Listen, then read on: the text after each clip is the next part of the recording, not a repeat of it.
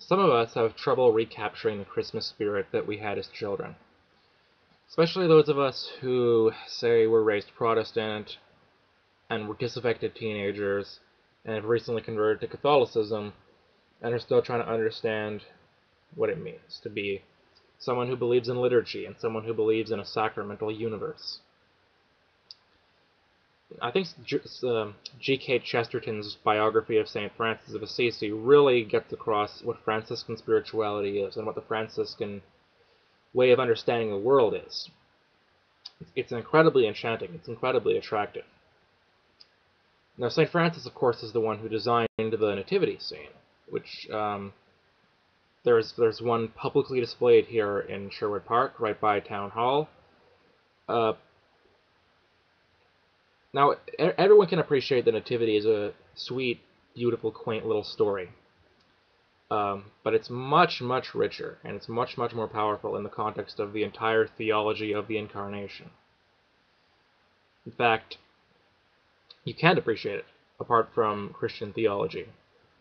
Now, for many of us, we grew up loving Christmas. And I grew up, I have boring Christmas stories compared to some people. I grew up in a white suburban Western situation. I didn't grow up in Puerto Rico. I didn't grow up in Mexico, where I know that Christmas is or the Philippines, where Christmas is way cooler than it is here. But you know what? In spite of that, I still thought Christmas was awesome when I was a kid. I was perfectly content with the Christmas specials, the food, the family, and the free stuff.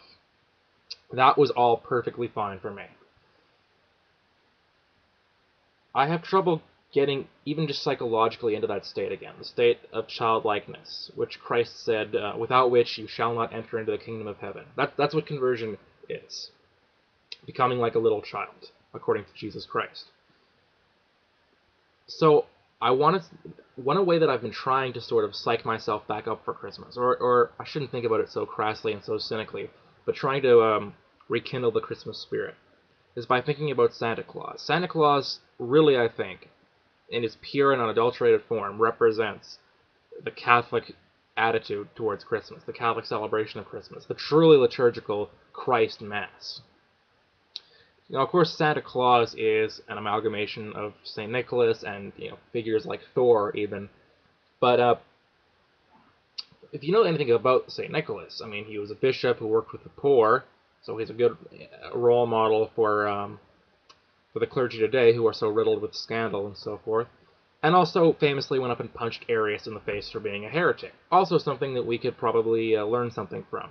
I'm not advocating violence, but we could afford to be a little more zealous for the faith.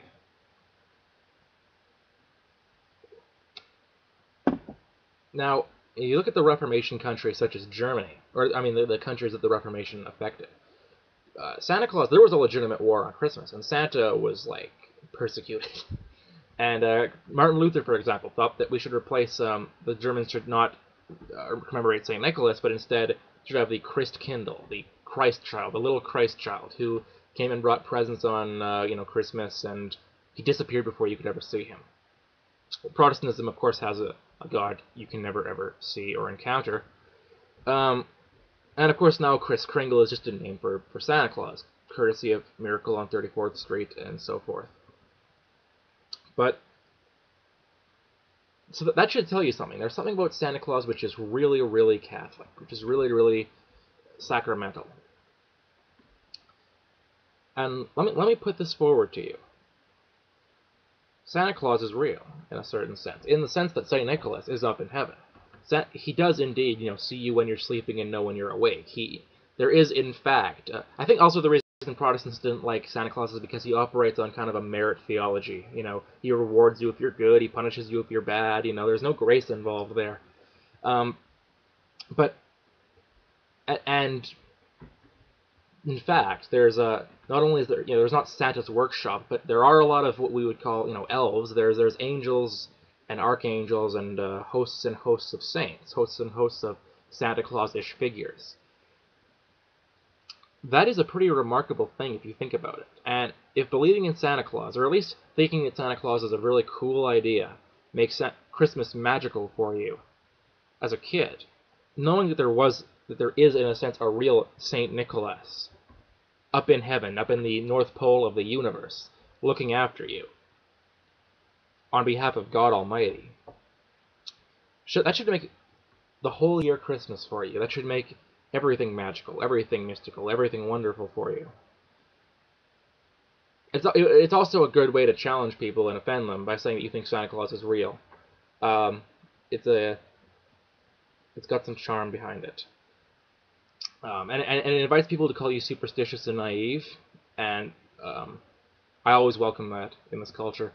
But it may be, of course, we all know how much Santa Claus has been commercialized and crassly appropriated. So I think that perhaps J.R.R. Tolkien and C.S. Lewis were right to sort of want to go back to Father Christmas, who, first of all, looks cooler, I think, than Santa Claus, and is a much more rich, mythical, awesome figure, and is more clearly tied up with the Christian roots of what we call Christmas now than perhaps St. Nicholas is. St. Nicholas has almost become maybe unrecognizable in the modern Santa Claus.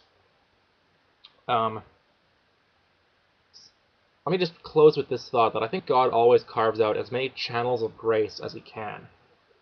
And as much as Santa Claus is a cynical marketing ploy for Christmas, I do think that when kids who are so secularized in the full sense of secular, who are raised in a world where grace does not exist, which is not sacramental, where the only sacraments are shopping or something like this, that watching these chintzy commercialized movies, like Rudolph the Red-Nosed Reindeer and so forth, or Santa Claus Conquers the Martians, I do believe there's something. The truth has exploded. That's the metaphor I've stolen from Father Barron, and it's landed in a bunch of different places. And I think that God often plants seeds in childhood for people, in figures like Santa Claus. And I think that we ought not to despise that. I think that the seeds of the gospel are sometimes planted by the figure of Santa Claus. And it's our job as Christians to be aware of that, especially culturally alert Christians, and to be willing when we encounter people to help them appreciate how that insight that Santa Claus represents is really fulfilled in the Christian gospel.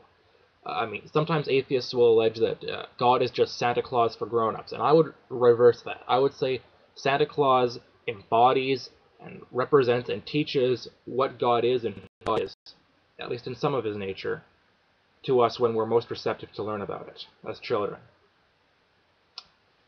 Thank you, and I hope that made sense and was clear and was edifying. And when Christmas rolls around, I hope it is merry for you.